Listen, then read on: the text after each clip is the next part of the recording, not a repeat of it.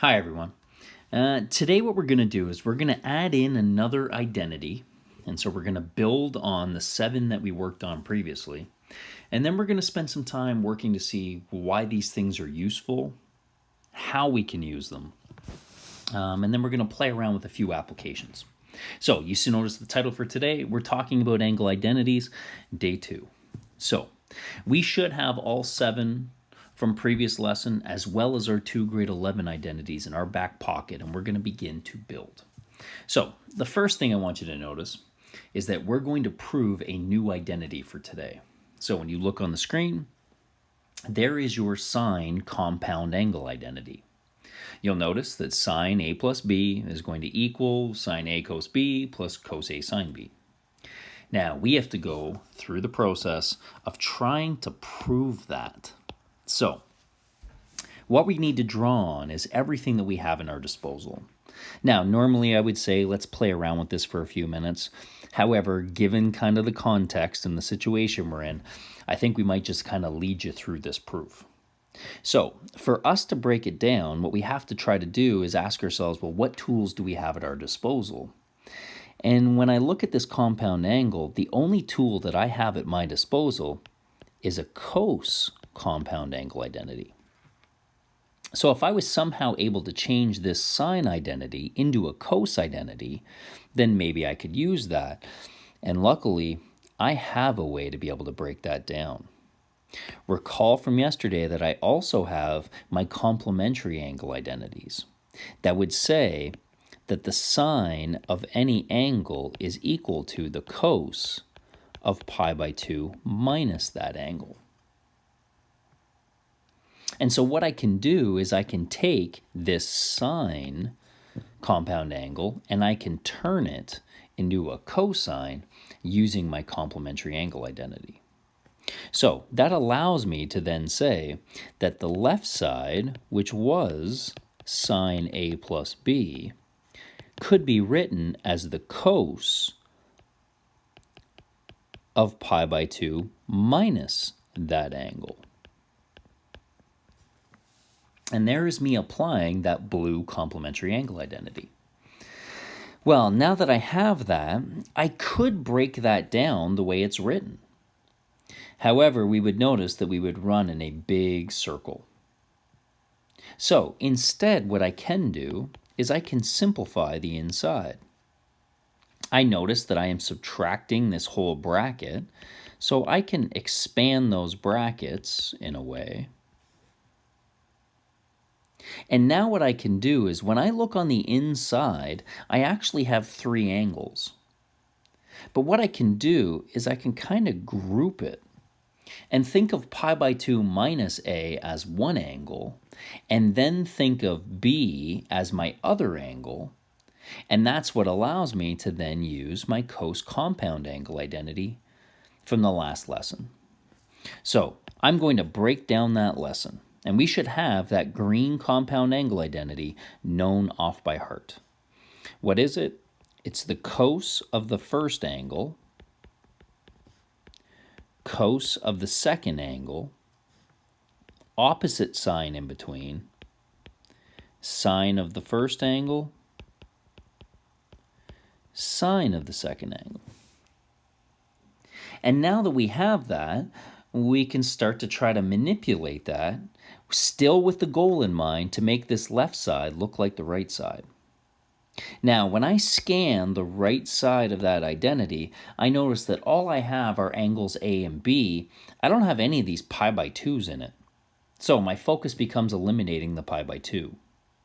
Well, this first cos compound angle identity is pi by 2 minus, and therefore I can use my complementary angle identity to replace that.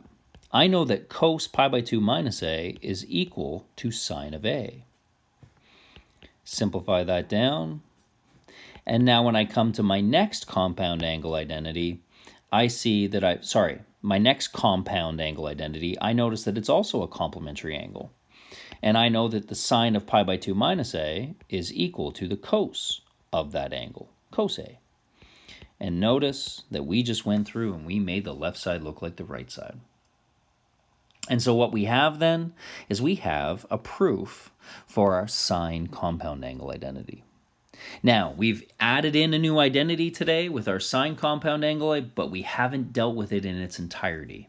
So let's jump into the next sort of situation. What you'll see on the screen now is the other situation. We just dealt with sine a plus b. Now we need to make sure that we expand that identity fully to deal with sine a minus b. So I would argue that this would be one that if you had a full grasp of what we did last time, you might know where to begin with this one. So if we were to start and go through and deal with this proof, I don't know how to break down the sine of an angle subtract an angle. However, I do know how to break down the sine of an angle plus another angle. And just like when we went through and proved what cos A minus B was, we can use that same approach today. Rather than viewing it as the subtraction of two angles, I'm going to view it as adding a negative angle. Because what we just learned on the last screen, that we can break that down using that identity. It was sine of A cos of negative B plus cos of A sine of negative B.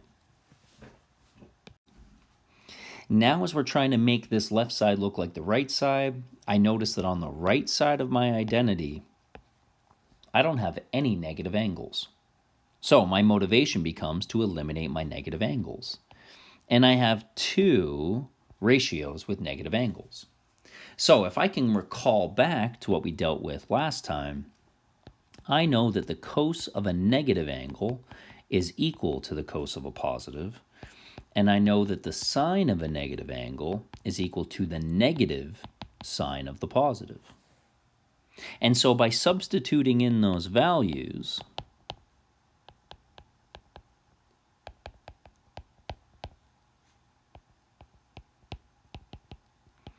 then I'm almost equal to what my right side says. The only thing I need to do is to simplify that last term. If I am adding that negative product, then really what I'm doing is subtracting, and I now have my right side. And since my left side equals my right side, I have now proven that identity. And now we have our full sine compound angle identity. Let's take a look at it. And so what you'll see on the screen now are both versions of that compound angle identity.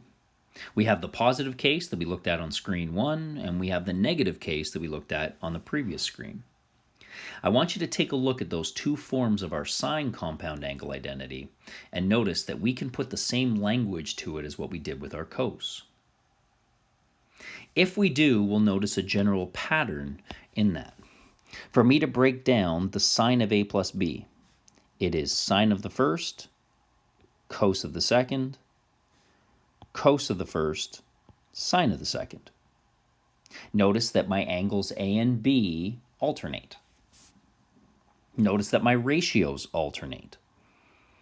And notice that none of those four ratios are the same. So, since I included my sine A here, then I know that it must be the cos of A in the next term, the other ratio. And you'll notice the same pattern exists for our B's. Since I had the cos of B in this term, then I must have the sine of B in the last term. Now, notice the green highlight in between. The sine that I have between my angles is the same as the sine I have between my terms. And if you notice that pattern, then we can use that for every sine compound. Take a look at the subtraction option. So I see A minus B on the inside. So it is sine of the first, cos of the second, same sign in between as what I see, alternate them, cos of the first, sine of the second. I'm going to very quickly write down our cos options so you can see again how they differ but you can see them both side by side. When you break down your angle identity, it is cos of the first, cos of the second. So in that first terms, we had the same coses. Opposite sign in between. Sine of the first, sine of the second. And same thing for our cos negative compound angle. Cos of the first, cos of the second, opposite sign, sine of the first, sine of the second. So what we end up having then is one version of our sine, one version of our cos, and we really don't have to be overly concerned about what sign is in between. We take that into account when we build or break down each compound angle. So there you now have like your 8th new identity that we're going to deal with. And what we're going to do is we're going to stop there with adding in new identities, and let's spend some time seeing why these are useful and how we use them. So we take a look at problem 3, and I'll give you a chance to just give that a read. What we're going to do is we're going to work through problem 3 two different ways. And so what I want to do is I want to tackle problem 3 similar to what we're doing right now, which is you've never tackled a problem like this before, so let's kind of stumble our way through. So I'm going to imagine that I'm working my way through 3 the first time I ever tried a problem like this. Okay, I start to break down what's in the problem. It tells me that the sine of whatever x is has that ratio. It tells me the location of where x is, and it gives me my expression that I have to find a value for. So I need to find sine pi by 3 minus x. Okay, again, I'm stumbling. So I notice what I just circled in red, that's a compound angle. And so maybe what I do is I break down my compound angle. So I'm going to start with my sine pi by 3 minus x, and I can at least break that down using our compound angle identity. So that would be the sine of the first, cos of the second, same sign in between, cos of the first, sine of the second. And at least I can break that down in that regard. Now, I start to look back up into the problem, and here's where I'm stumbling. Well, sine of pi by 3, that's a number. And sometimes as we work our way through, what can get a little confusing is that we don't recognize the difference between what I circled in gold versus what I circled in blue. And I think it stems because in radian measure, we see a pi, and sometimes we mistake that for a variable because we see it as a symbol, and we forget that it's just a number. What I circled in gold, I can calculate. I can find the value of that. What I circled in blue, I can't because of my variable. So if I just get rid of those outlines, I can go through and I can deal with my pi by 3. So off on the side, I'm just going to put down my rotation angle. There is my pi by 3. That's a big angle, so I have my big opposite side. I know the rest of my triangle, and I can at least make that substitution. So the sine of pi by 3 is my root 3 over 2. I don't know the cos of x, so I'm going to have some bracket in there. I can calculate the cos of pi by 3, adjacent over hypotenuse, and, well, if I look back up into the original problem, what I underlined in blue gives me the value of sine x. I've been told that that's 2/5. And so maybe that's my starting point, is that I break down what I got, I see what I need to find, and then I plug in whatever I know. There's a stumbling approach. So I get to the point where I can't find the value of this because I'm still missing that cos x value. You can see it with that open bracket. So maybe now I go back and I say, okay, well, that's giving me information about angle x. So what do I know about angle x? Well, first off, what I just circled in green, I know where it's located. It tells me that I have to be greater than pi by 2, less than pi. That puts me into the second quadrant. So if I'm not particular about how I draw my terminal arm, then at the very least I can do that. Well, maybe I now go back to what I've dealt with underlined in blue. My sine x is 2/5, and so I can now drop in my altitude opposite over hypotenuse. Hey, I have two sides of a right triangle. I can find the third using Pythagorean theorem. So you can go through and you can write out your Pythagorean theorem. And so maybe you're going, your 5 squared is equal to, a squared plus 2 squared. We can see our 25 minus our 4 has to be our a squared. And so our a has to be root 21. I don't need to see any of that red Pythagorean theorem at all. If you are quite comfortable to look at that and say, hey, there's a root 21, feel free. Just make sure that we don't make a huge mistake. That's to the left. That means I have a negative adjacent side. Okay, well, now that I have that diagram, and that is what represents angle X, well, I can now find my cos ratio because it's just on my triangle. So my cos of X is going to be my adjacent side over my hypotenuse, and there we go. Now you take a look at that gold, and we can continue to stumble, but since all of those are numbers, everything we should be doing now is just reducing. Maybe we're writing down root 63 as a negative, but then we've got to reduce that. I'm hoping it's not too big of a jump for us to be able to look at that root 21 and say, well, 21 is 3 times 7. So when I go and multiply those two radicals together, I'm going to have 2 3's underneath. So maybe I can just jump straight to a minus 3 root 7 as that simplified form. That is over tenths. But notice my other fraction will be over 10. So I can just get my common denominator, since I already have one, and simply just write it that way. It'll all be over tenths minus your 2 of them. And so we can plug in our information we know, we can go through and simplify, and we now get down to an exact value for that expression. So that represents just a means for us to be able to stumble through the problem. What I want to do is I want to tackle this problem again. So you'll notice that I just have problem 3, and we're going to tackle this one again. But this approach for us is going to be the exact same approach, but in the opposite direction. We have enough experience right now that we can kind of see that we're going to need to use the sine x and its location. And so we put down a quick set of axes. We notice we're in the second quadrant.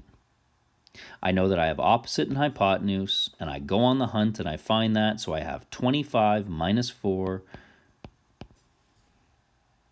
So now when I get to the point where I'm breaking down that compound angle, you already have in red the information you're going to need. Sine pi by 3, so sine of the first, cos of the second, same sign in between, cos of the first, sine of the second. Well, now when we go through and sub in, we're pretty good on the sine pi by 3, big angle, big opposite side. And now, since you've already done the work in the red, you can see cos pi by 3, sine of x, it's given. And notice, as we gain experience with this, you may already know what information you need to solve the problem, and instead of waiting till the end, you go on the hunt and you find that first. So we could finish that one off. We're good. We did it on the previous page. Okay, let's keep it moving with how we can use this stuff. So what you'll see on the screen right now is me asking you to find an exact value for cos pi by 4 plus pi by 3. And so this might be an opportunity for us to pause the video and try this problem on our own. I think we have enough in our background to maybe give it a shot. If we're still feeling a little nervous, then hang on a second and we can walk through this one together. So pause the video now if you want to give it a try. Okay, we're back. So notice the first thing is that we go through and we have two angles on the inside. Now, my first instinct may be, well, why don't I just add those two angles together? Yeah, except that's going to give me an angle with a denominator of 12. And I don't know my twelfths or my pi by 12s off by heart. So maybe then I avoid trying to go through and simplify the angle on the inside, but instead say, I know pi by 4 and pi by 3. Why don't I break down that compound angle so I can deal with those angles? So how do I break down a cos? It would be cos of the first times cos of the second, opposite sign in between, sine of the first, sine of the second.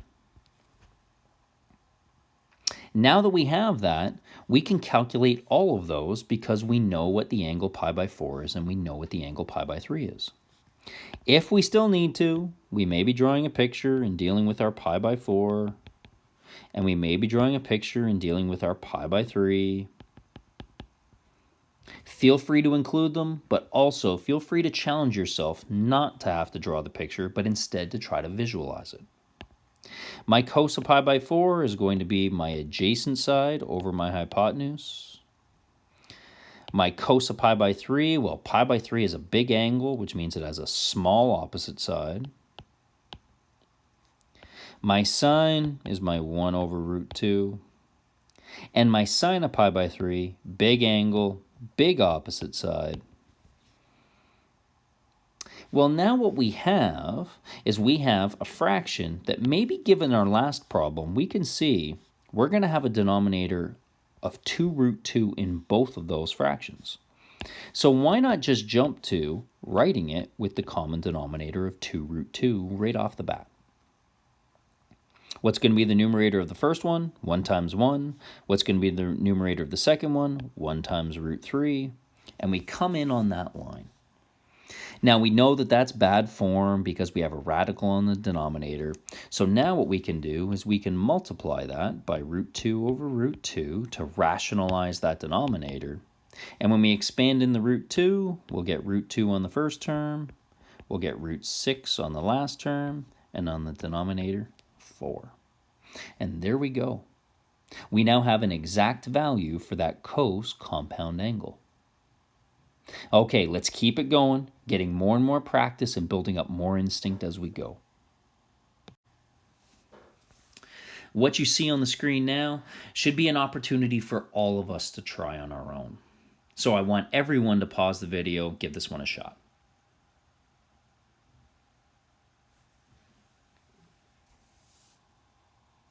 Okay, we're back. So for us to go through that same approach, we're going to break down our compound angle. I have sine of the first, cos of the second, same sign in between, cos of the first, sine of the second. And now that we've broken it down, we recognize those are all special angles. We can go through and we can replace them with what they're equal to. The sine of pi by 6 is the smallest angle, which means we have the small opposite side. I've got cos of pi by 4. That one's pretty straightforward. Pi by 6 has a small angle, so small opposite side, so it has a large adjacent side. And then the sine of. Now that we get to that point, we can see that we're going to have a common denominator of 2 root 2. My numerator on the first fraction is 1, and root 3 on the second fraction. Now I can rationalize it by multiplying top and bottom both by root 2. And there we go. So notice we get something pretty similar. Okay, hopefully we're starting to build a little bit of confidence. We're feeling more comfortable to go through and sub in our values for our special angles and break down our compound angles. Okay. Now we come to a point where maybe we're going to hit a wall a little bit. I've asked you to determine the exact value of cos 5 pi by 12. And in question B, I want you to give me the exact value of sine pi by 12. And so as we examine both those angles, we may say, but wait a second, I don't know pi by 12. That's not a special angle. And perhaps something that we did earlier might guide you towards what you could try. If we're absolutely stumped, then what I would want you to do is just maybe take 5 pi by 12 and turn that into degrees. And I want you to think about what that angle would be in degrees. On a quick calculation for us to change that into degrees, we should see that we're talking about 75 degrees. And maybe because we now know that 5 pi by 12 is 75 degrees, that may guide us or guide our instinct to want to try something. I want you to notice that 75 degrees could be broken up into 45 degrees plus 30 degrees.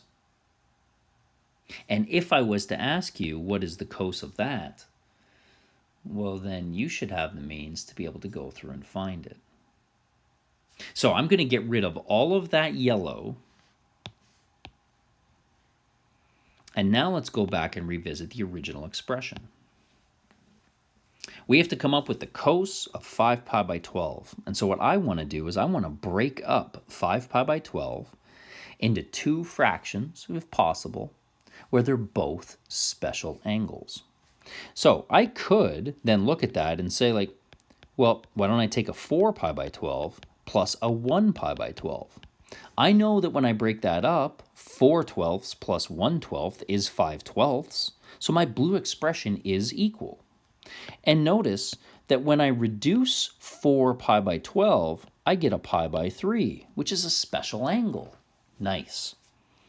However, I'm still stuck with this pi by 12, and that one is not a special angle. It doesn't become very useful. So that last approach of trying to be able to break that down really didn't work well. However, there is another way for us to get 5 twelfths. Maybe we view it as 3 twelfths plus 2 twelfths. Notice that if we added those two fractions together, we would still get our 5 pi by 12. And when we reduce it,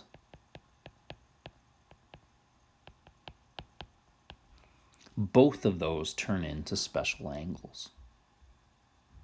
Okay, I think everybody should be good to pause the video right now and finish this one off. Okay, we're back. And so I'm going to break that one down pretty quick. Cos of the first, cos of the second, opposite sine, sine of the first, sine of the second. Now that we have them all broken down, let's substitute in our values. So we know we got 1 over root 2 for cos pi by 4. Pi by 6 is a small angle, so it has a big adjacent side. I've got my 1 over root 2. Pi by 6 is a small angle, so it has a small opposite side. We can then calculate that and then rationalize it. And there we go.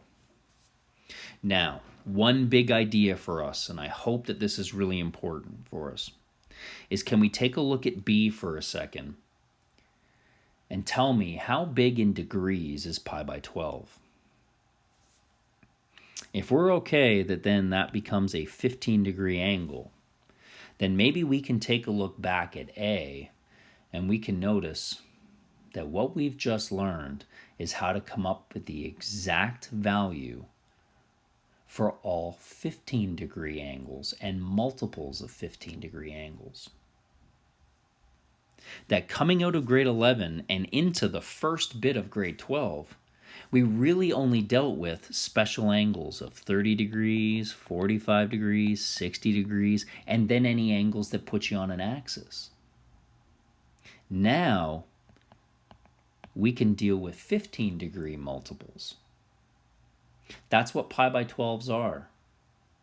And we're now expanding what we can come up with for exact values. So if there was anybody coming out of grade 11 or this beginning part of grade 12 that was kind of like, you keep telling us that we can deal with trig without a calculator, but it only seems that we can deal with trig for these particular angles, not all angles. Maybe you can start to see how we can expand trigonometry to dealing with exact values rather than approximates. So let's jump in then and let's play around with B. So if you're feeling comfortable, let's pause the video. Otherwise, we're working our way through this one together. So let's start it off thinking about how can we get angle break apart 1/12. Well, for me to get 1/12, perhaps I kind of look at the previous one and I said, I'm going to deal with 3/12 minus 2/12. That would give me it. And if you went with that one, great. What I want you to do is I want you to finish that one off. Don't change it. But what I want to do is maybe address it a little bit differently, just for variety. That I may have had some other people that said, well, maybe it's 4/12 minus 3/12. So I'm going to deal with it that way because when I reduce, that would be a pi by 3 minus pi by 4. And if you tackled it the other way, then this gives us a good opportunity to match up in the end.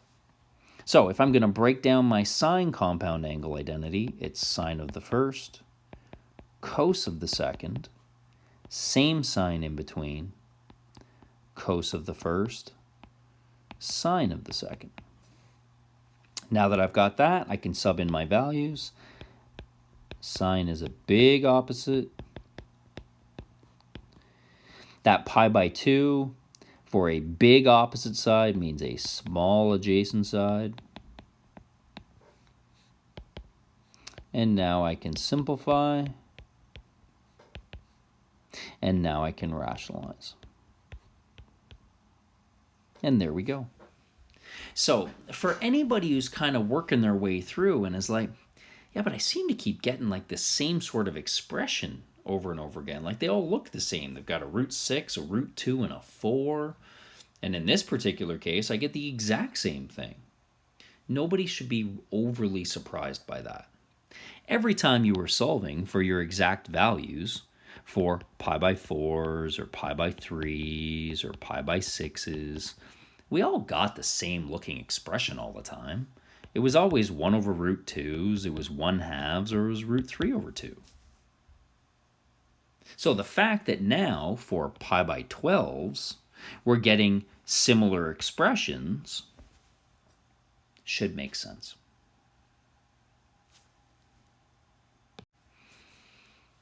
Okay, if you're feeling brave, then everybody should be able to jump into C. Pause the video now. We'll see if we match up. Okay, we're back. So if I was to work my way through, I now need to figure out a way that I can break down 11 pi by 12. Well, I could start to look at that and say, like, I need two fractions in 12ths that are going to add together to give me 11 that would both be special angles. And maybe I think of 9 and 2.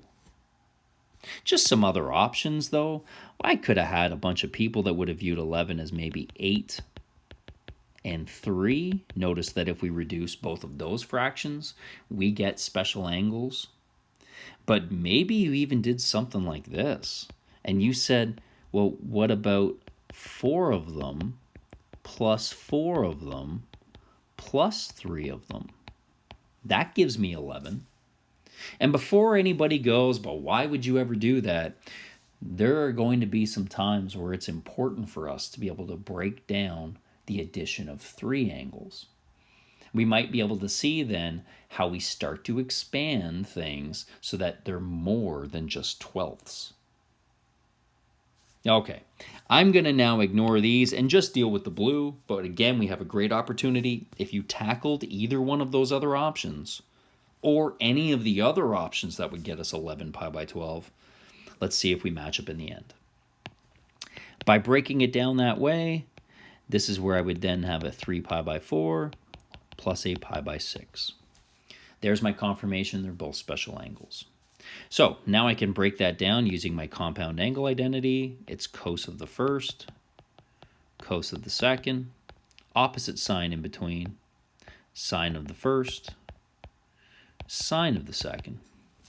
And one warning I'd like to give you is that when you happen to have an angle like 3 pi by 4 that is not in the first quadrant, I would suggest putting down a quick sketch.